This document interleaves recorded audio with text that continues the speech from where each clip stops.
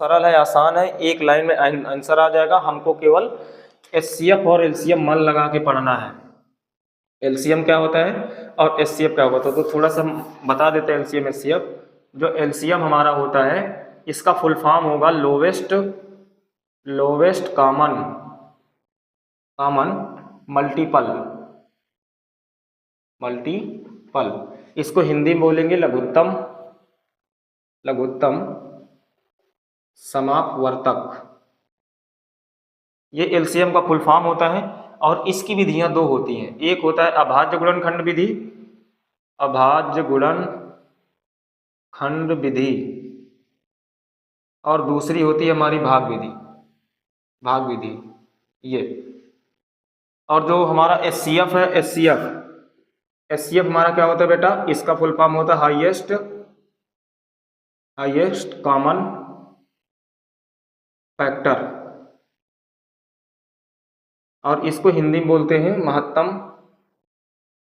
महत्तम समापवर्तक ये। और इसकी जो विधियां होती हैं दो होती हैं, इसकी भी वही विधियां। एक होता है अभाज्य गुणनखंड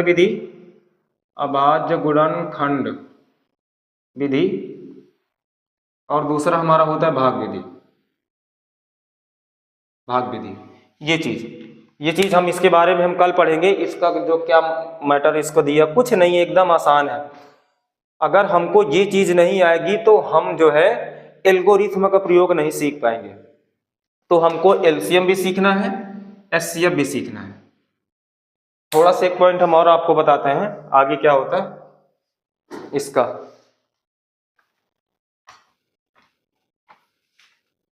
इसका जो है एक चीज और बताते हैं। जैसे अगर कोई संख्या को भाग दिया 9, ये इसको सीखना कैसे, ये चीज बहुत जरूरी है।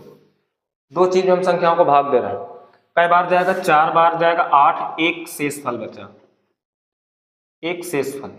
ये चीज एक छोटा एग्जाम्पल हमने लिया है, आपको ये कल के लिए काम आएगा।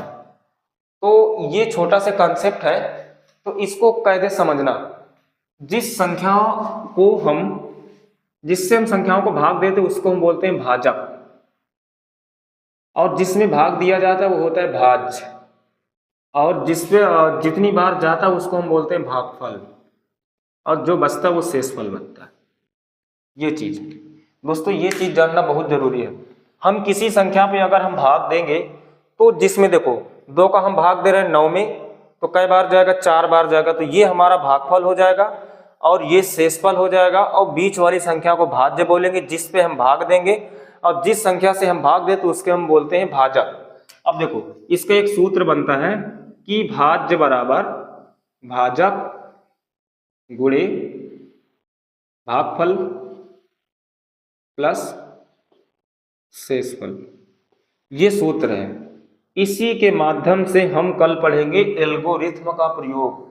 हमको एल्गोरिथ्म अगर जानना है तो हमको एलसीएम जानना पड़ेगा और एचसीएफ जानना पड़ेगा, और ये चीज हमको जानना पड़ेगा। इतनी चीज अगर जान गए तो एल्गोरिथ्म चुटकियों में 1 मिनट में आपका आंसर आ जाएगा। तो आज की क्लास बेटा यहीं तक रहेगी।